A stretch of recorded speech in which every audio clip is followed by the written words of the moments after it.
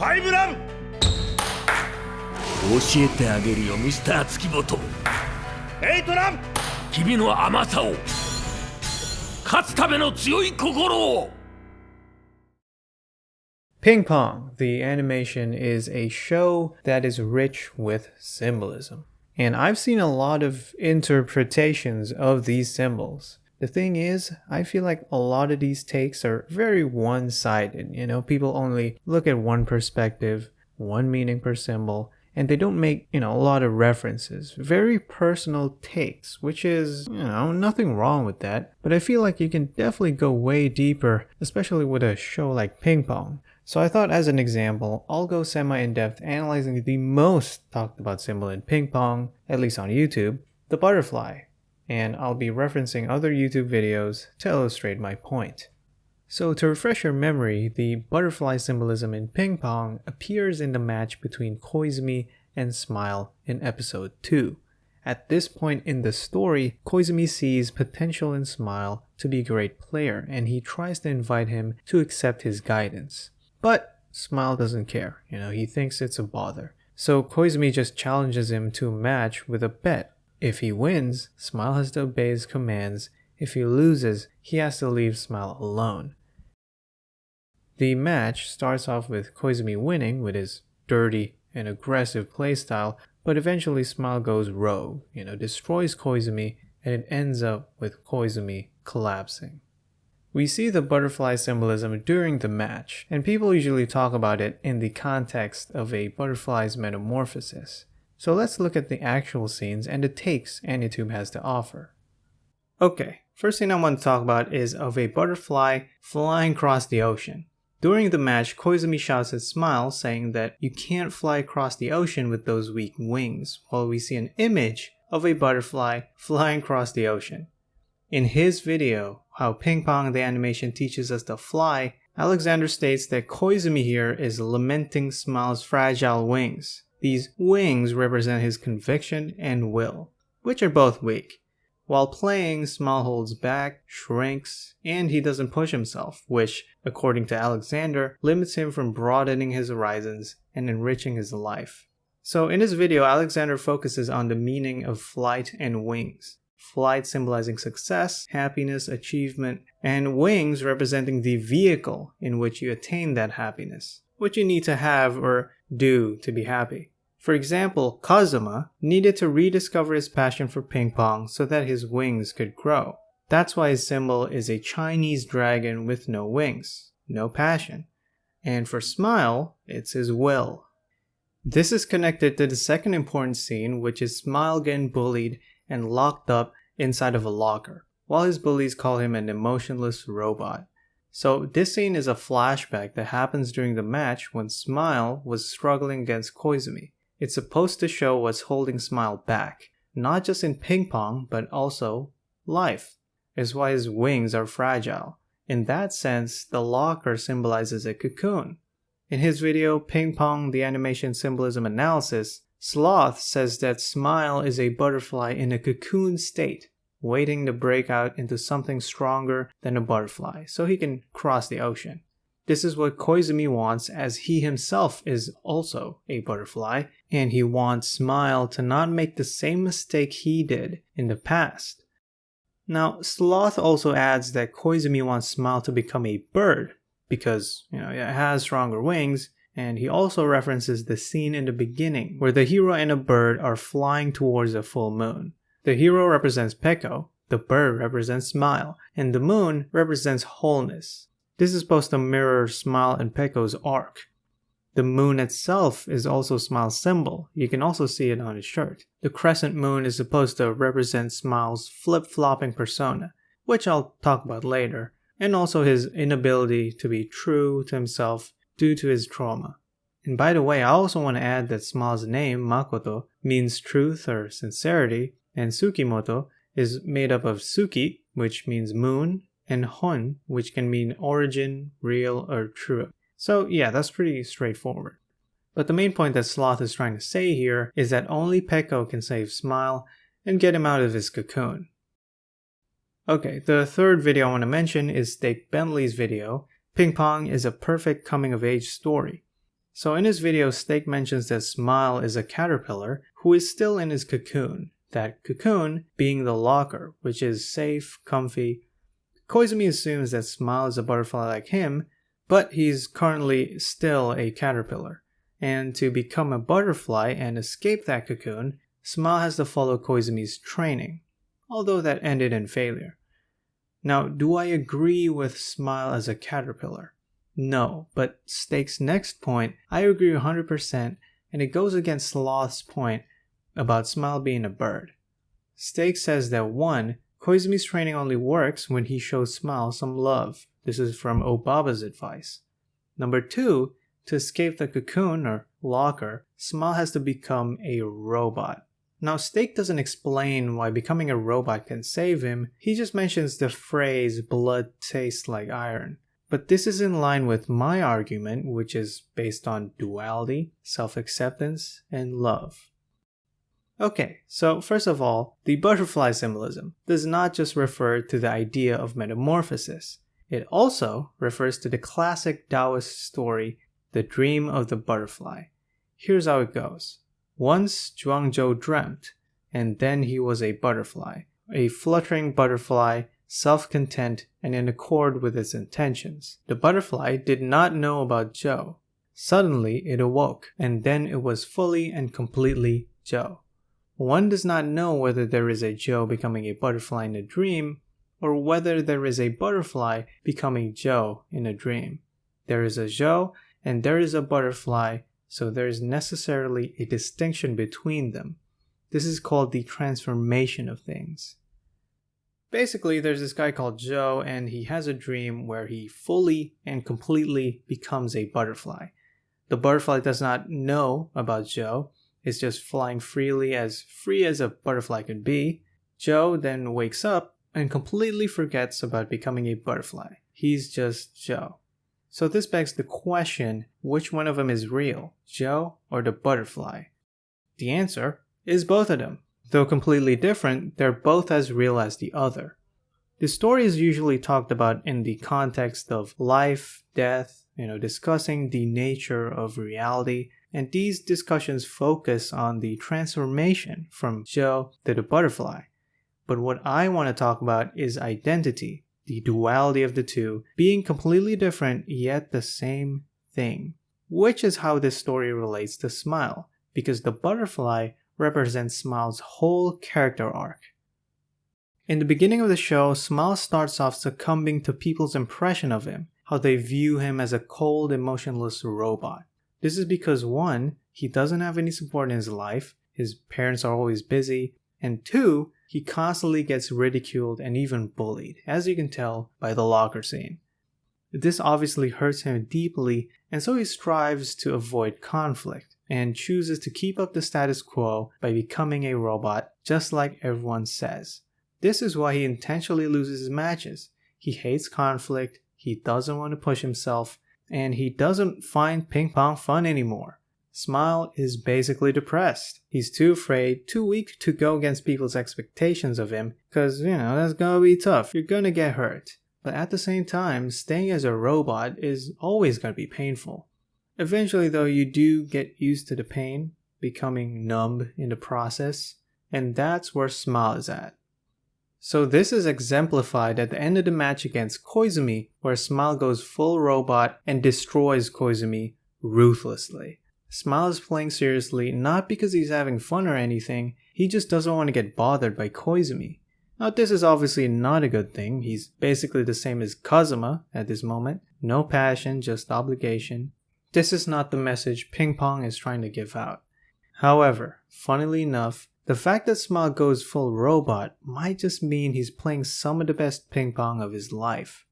If you look back to the Dream of the Butterfly story, the butterfly is self-content and in accord with its intentions because it forgets about being Zhou. It is being truly in the moment. This is the idea of flow, being truly in the moment and acting effortlessly without thinking. It's often called the zone in sports, which Steak actually mentions in his video. One of the key points of being in the state of flow is forgetting the self. And that's exactly what Smile and the butterfly are doing. When Smile goes full robot, he forgets about everything else, his worries and whatnot. All he knows is that he's a robot and that robots are cold, ruthless, and built to destroy. So ironically, he actually enters this state of flow in the worst way possible. Even Koizumi acknowledges this. He says, "You do not chase the ball chases you," which is like the most cliche thing to say about the zone. But, again, this is not the message of Ping Pong, because in doing so, Smile sacrifices his humanity. And true enlightenment comes from self-acceptance, realizing that you're not just a butterfly, you're also Joe. See, the thing is, Smile isn't actually cold or emotionless like a robot. He's actually a kind and loving soul. Remember what I said about Smile hating conflict because he's scared of getting hurt? Well, that's only part of it. The other part is that he cares deeply about other people. He loves them, so he doesn't want to hurt them, which is impossible to do as a ping pong athlete. The loser is always gonna get hurt. In his match against Kong, Smile was easily dominating the match until Kong's coach yelled at Kong. Even though Smile doesn't speak Chinese, he understands. He immediately realizes the pressure Kong is experiencing, how bad it would be if he loses. So Smile empathizes with him and throws the game. He's too kind for his own good. This kindness is actually also symbolized by the butterfly, a beautiful yet fragile creature. Smile's gentle personality is definitely beautiful, but it is not suited for competitive play. Just like his coach Koizumi, who couldn't bear to aim for his friend's knee to win. So the name Butterfly Joe, which was, once used to praise his beautiful play, turns into an insult. That famous shot where Koizumi sits alone in the locker room, his butterfly wings spread out, symbolizes the fact that no one appreciates his beautiful gesture of mercy.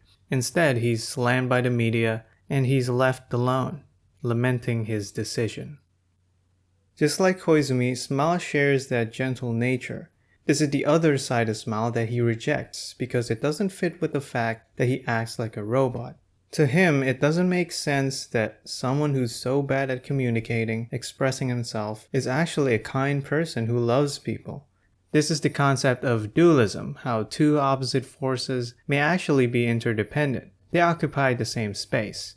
True enlightenment is achieved by realizing that these two sides are in fact complementary, accepting them as a whole, neither good nor bad, but one of the same. He's both the butterfly and Joe. It's yin and yang. It's the crescent moon on Smile's shirt, as Sloth says in his video. This represents Smile's whole arc. It's about him accepting these two conflicting sides of himself and is shedding off his perceived nature as a robot. This is also why I don't like how people apply the idea of metamorphosis onto Smile, the complete rejection of his old self, becoming something new, which is a very Western way to look at it. When in reality it's more of an Eastern thing where the crossing of boundaries, the metamorphosis is not what gives rise to the true self, but rather the affirmation and acceptance of them. And also the Western take of, completely rejecting the old self, shedding it off, is actually represented by Koizumi, who wants Smile to throw away all that weakness, all that, he's too soft. When in reality that's who Smile is, he is soft. And that rejection causes his training to not work. There's no love. And when he finally does give love, it kind of works. Smile does win, but the problem is Koizumi doesn't understand him, which is not really his fault. So yeah, the show itself actually rejects that idea, I think, in my opinion.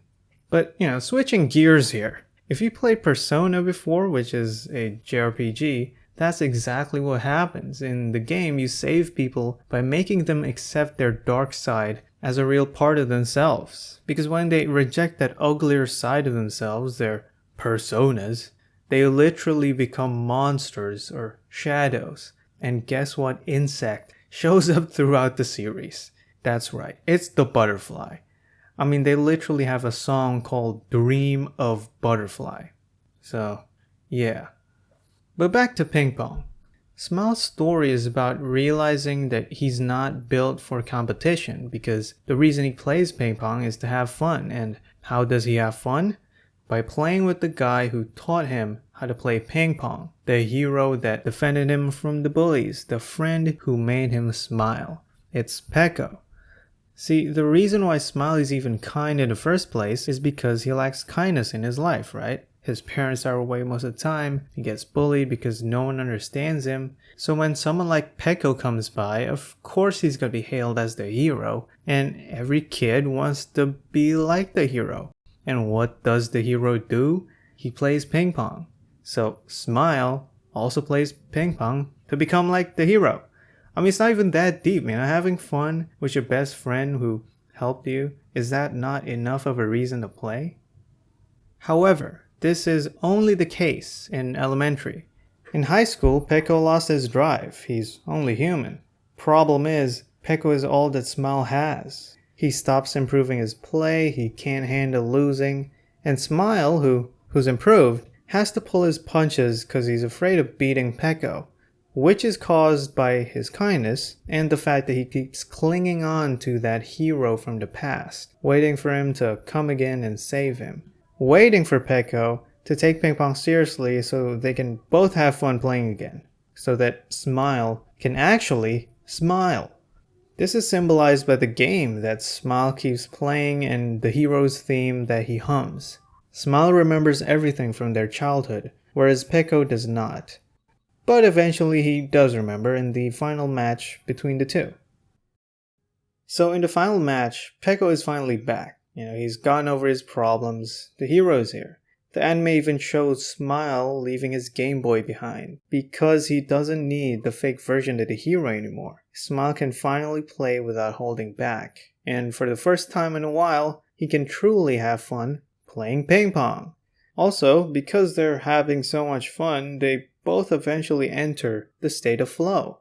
The crowds disappear, the color in the frames disappear, and the score of the match doesn't even matter anymore. Just like the butterfly in the dream, they forget about everything else. Here, true bliss is achieved by being truly in the moment, and that is one of the main messages ping pong is trying to give us. But let's specifically look at Smile. He finally breaks free of his perceived nature of a robot. Actually, he literally breaks free of his robot shell, as seen here, revealing a veiny figure, filled with blood. Smile is truly alive. This alludes to the phrase that is repeated throughout the show, that blood tastes like iron.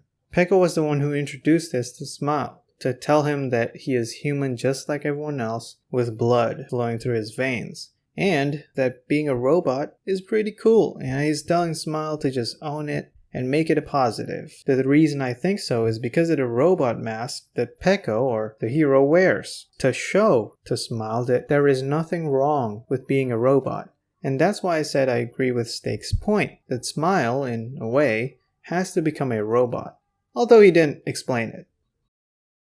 So after the match finishes, Smile finally realizes his humanity, his kind side. He realizes that he doesn't want to compete, but he still loves ping pong. So he becomes a ping pong teacher for kids at the end. Actually, he also becomes an elementary teacher. This is probably because he wants to give the kids guidance that he never had. Similar to Koizumi, by the way. And the second reason is that, in a way, he wants to recreate what he had with Peko, who gave him so much joy. Smile just wants to spread that joy as well. And thus, Smile's arc finally ends with him accepting himself. So in conclusion, the butterfly symbolizes Smile's character arc, the beauty and duality in his personality. I also, mentioned how Smile's arc is really about self-acceptance instead of a complete change. And I guess I also rambled a bit about some other stuff, so I apologize for that.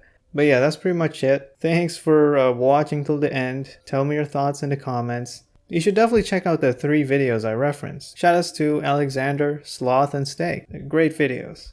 I also want to give a shout out to Eric Bennett. I don't know how to pronounce it, but he made this really nice article about Zen in ping pong. So you should definitely check that out.